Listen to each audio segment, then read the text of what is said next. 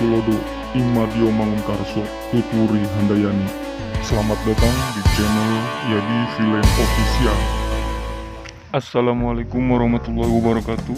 Selamat berjumpa kembali di media pembelajaran pendidikan Pancasila dan Kewarganegaraan. Salam sejahtera untuk kita semua. Apa kabar anak-anakku? Semoga kita semua dalam keadaan sehat walafiat. Amin ya robbal alamin. Sebelum belajar, mari kita berdoa terlebih dahulu sesuai keyakinan masing-masing.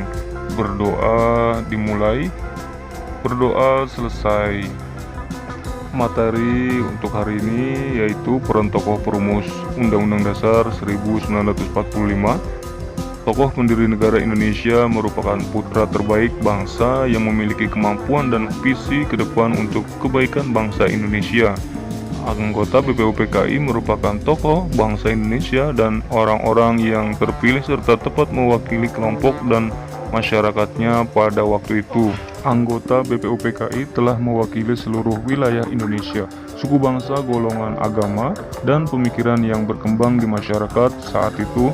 Ada dua paham utama yang dimiliki pendiri negara dalam sidang BPUPKI, yaitu nasionalisme dan agama. Pendiri negara yang didasarkan pemikiran nasionalisme menginginkan negara Indonesia yang akan dibentuk merupakan negara nasionalis atau negara kebangsaan, sedangkan golongan agama menginginkan didasarkan pada salah satu agama. Berbagai perbedaan di antara anggota BPUPKI dapat diatasi dengan perilaku pendiri negara yang mengutamakan kepentingan bangsa dan negara di atas kepentingan pribadi dan golongan. Anggota BPUPKI melaksanakan sidang dengan semangat kebersamaan dan mengutamakan musyawarah dan mufakat. Insinyur Soekarno dalam sidang BPUPKI tanggal 1 Juni tahun 1945 menyatakan, kita hendak mendirikan negara Indonesia yang kita bisa semua harus melakukannya. Semua buat semua. Dari pendapat Insinyur Soekarno tersebut jelas terlihat bahwa para pendiri negara berperan sangat besar dalam mendirikan negara Indonesia. Terlepas dari para pendiri negara tersebut memiliki latar belakang suku dan agama yang berbeda. Dalam persidangan PPKI, para tokoh pendiri negara memperhatikan kecerdasan, kecermatan, ketelitian, tanggung jawab, dan rasa kekeluargaan, toleransi, dan penuh dengan permufakatan dalam setiap pengambilan keputusan. Sikap patriotisme dan rasa kebangsaan antara lain dapat diketahui dalam pandangan dan pemikiran mereka yang tidak mau berkompromi dengan penjajah dan bangsa sebagai bangsa yang baru merdeka. Sidang BPUPKI dapat terlaksana secara musyawarah dan mufakat. Ketua BPUPKI Dr. KRT Rajiman Widyo Diningrat dalam sidang BPUPKI tanggal 16 Juli tahun 1945, yaitu dia berkata, jadi rancangan ini sudah diterima semuanya. Jadi saya ulangi lagi, Undang-Undang Dasar ini kita terima dengan sebulat-bulatnya. Bagaimanakah tuan-tuan?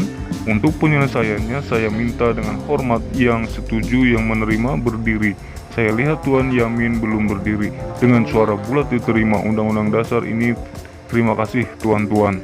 Itulah ungkapan dari Ketua BPUPKI. Peran tokoh perumusan Undang-Undang Dasar di sini juga tidak lepas daripada sikap patriotisme dan rasa kebangsaan yang melekat pada tokoh yang sudah merumuskan Undang-Undang Dasar Negara Republik Indonesia. Perilaku yang selalu diperatkan oleh para tokoh perumus Undang-Undang Dasar di sini adalah selalu bersikap musyawarah ketika dalam melakukan persidangan. Nah, di sini musyawarah juga diartikan adalah suatu upaya bersama dengan sikap rendah hati untuk memecahkan persoalan atau mencari jalan keluar guna untuk mengambil keputusan bersama dalam penyelesaian atau pemecahan masalah. Dan ini sangat penting sekali untuk kita ikuti bagi kita seorang warga negara Indonesia untuk selalu berperilaku musyawarah. Kemudian mufakat, ya, mufakat ini adalah salah satu peran yang dimiliki para perumus Undang-Undang Dasar, yang artinya adalah mufakat adalah salah satu pendapat atau keputusan yang disetujui oleh semua pihak, sehingga pengertian musyawarah juga adalah suatu proses yang harus dilakukan untuk memperoleh keputusan yang disetujui oleh semua pihak.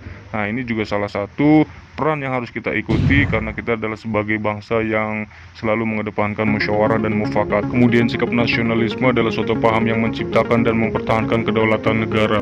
Berikutnya adalah peran tokoh perumus undang-undang. Di sini adalah paham agama suatu ilmu tentang pemahaman terhadap ajaran Tuhan Allah Subhanahu wa taala yang telah dimengerti oleh setiap manusia sesuai keyakinannya.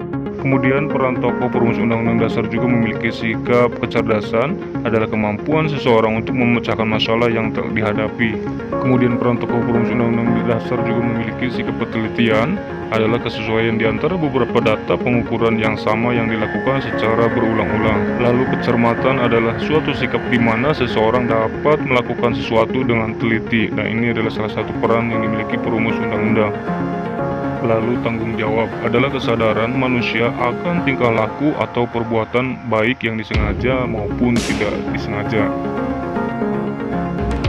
Kekeluargaan adalah salah satu peran tokoh perumus Undang-Undang Dasar negara, dan sini pengertiannya adalah sebuah rasa yang diciptakan oleh manusia untuk mempererat hubungan antar keduanya maupun per kelompok agar timbul rasa kasih sayang dan persaudaraan. Kemudian sikap toleransi juga salah satu sikap yang dimiliki oleh peran tokoh perumus Undang-Undang Dasar dan memiliki arti sebagai sikap saling menghormati dan menghargai antar kelompok atau antar individu, baik itu dalam masyarakat ataupun dalam lingkungan yang lain. Tentunya sikap toleransi harus kita contohkan dan harus kita terapkan dalam kehidupan kita sehari-hari. Ini adalah salah satu sikap di mana ciri khas orang Indonesia. Baiklah, para peserta didik yang Bapak banggakan, dalam materi peran tokoh perumus Undang-Undang Dasar 1945 ini, semoga kalian dapat memahami dan mempelajarinya, lalu kalian terapkan dalam kehidupan sehari-hari. Nah, untuk kegiatan selanjutnya adalah kalian jawab pertanyaan yang sudah tertera di layar, ya. Silakan kalian kerjakan, kemudian kalian tulis di buku, lalu kirimkan melalui Google Classroom. Baik, dalam pertemuan kali ini kita akhiri dengan membaca hamdalah. Alhamdulillahirrahmanirrahim. Mohon maaf jika ada kekurangan dalam penyampaian materi. Bapak akhiri. Wabillahi taufiq wal hidayah. Wassalamualaikum warahmatullahi wabarakatuh.